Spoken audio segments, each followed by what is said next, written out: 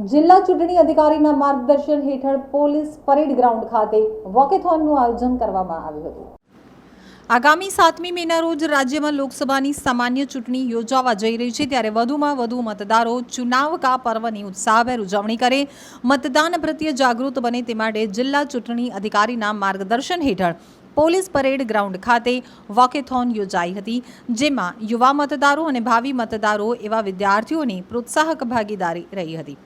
વોકેથોનમાં ભાગ લેવા આવેલા આગામી ચૂંટણીમાં પહેલીવાર મતાધિકારનો ઉપયોગ કરવા જઈ રહેલા યુવા મતદાર જીયા પટેલે જણાવ્યું હતું કે ભારતીય સંસ્કૃતિમાં તહેવારોનું વિશેષ મહત્વ છે। લોકો તહેવારોમાં ઉત્સાહભેર જોડાતા હોય છે। ચૂંટણીઓ લોકશાહીના તહેવાર છે, મહાપર્વ છે। હું ભાગ્યશાળી છું કે મારા આ વર્ષે જ 18 વર્ષ પૂર્ણ થયા છે અને મતદાન ઓળખ કાર્ડ માટે અરજી કરતા કાર્ડ ઘરે બેઠા મળ્યું છે। હવે હું મતાધિકારનો ઉપયોગ અચૂક કરીશ।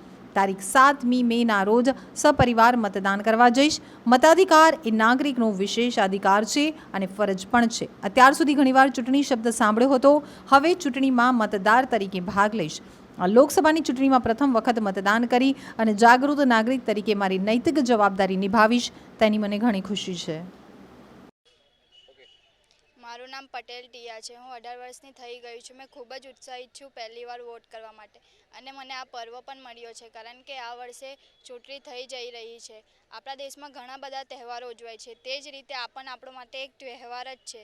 હું મત કરવા જઈશ ત્યારે હું સવારે વહેલી 8 વાગે ઉઠી જઈશ અને હું પણ જઈશ અને મારા બધા પરિવાર સભ્યોને લઈને જઈ હું જ પહેલાં ફર્સ્ટ વોટ કરીશ। મેં તો ખૂબ જ ઉત્સાહિત છું, તેથી તમે પણ વોટ કરજો। આજે વોકથોન હતો, તેમાં અમને ખૂબ જ બધું જાણવાનું મળ્યું, ખૂબ જ ઉત્સાહિત હતા। અમે રેલી પણ કાઢી, એમાં અમે બધાને અપીલ કરી કે બધા વોટ કરો। એ આપણો મત કરવો એ આપણો પહેલો અધિકાર છે અને આપણે કરવો જ જોઈએ વોટ। આરસી પટેલ, અધિક કલેક્ટર, નાયબ જિલ્લા ચૂંટણી અધિકારી, સુરત।